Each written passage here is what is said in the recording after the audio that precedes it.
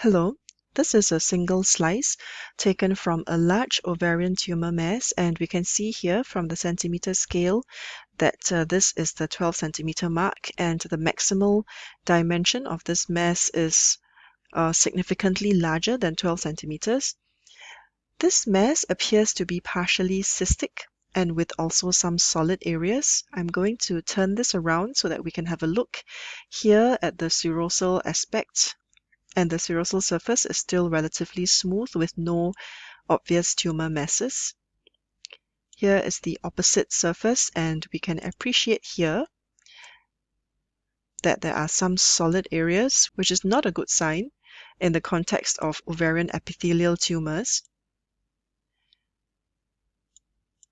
So when we're looking at a cystic neoplasm of the ovary, it is important to look out for three things.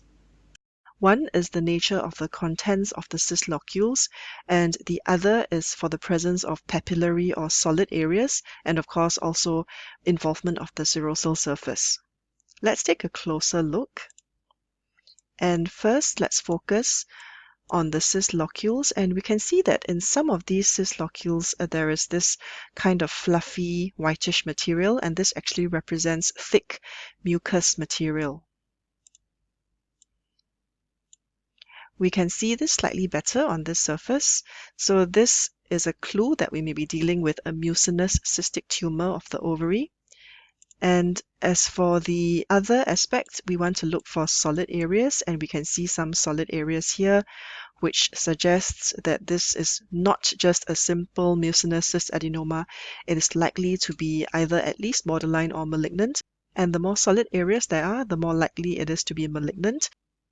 The serosal surface appears to be uninvolved, and we don't see any obvious masses or any obvious breaking through the serosa in this particular slice.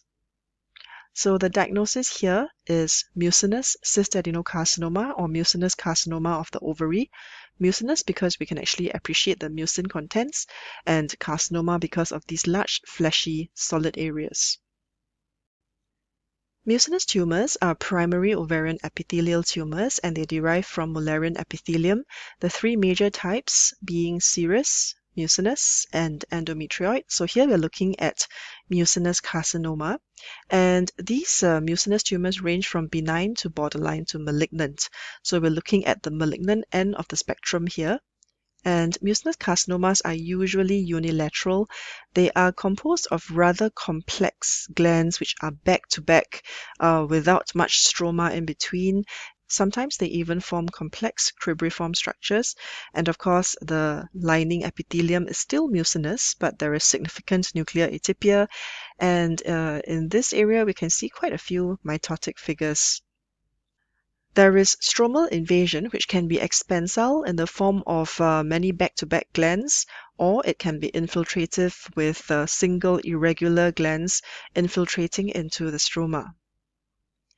There may be a background of borderline mucinous tumor in many of these cases, and just a short note on borderline tumor, we also have papillary structures, and there is usually some degree of nuclear atypia and stratification, but we don't see a significant degree of stromal invasion. So clinically, the patients may present with a pelvic mass, and some of these can be very large, larger than 20 centimeters in maximal dimension.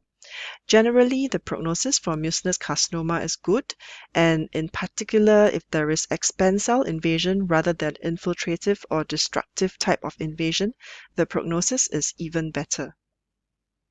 So just compare the mucinous cystadenoma, which is the benign end of the spectrum, to the mucinous carcinoma, which is at the malignant end, and we can see here definitely this very large solid area. And histologically, for the mucinous cystadenoma, the single layer epithelium, which is very bland with basal polarized nuclei and abundant mucinous cytoplasm. This is the stroma, as opposed to these back-to-back complex glandular structures, and you can see that the nuclei are larger with prominent nucleoli in a mucinous carcinoma. So in summary, this is an example of a mucinous carcinoma or mucinous cystadenocarcinoma of the ovary with many cyst locules containing thick whitish mucoid material, and large solid fleshy areas. Thank you.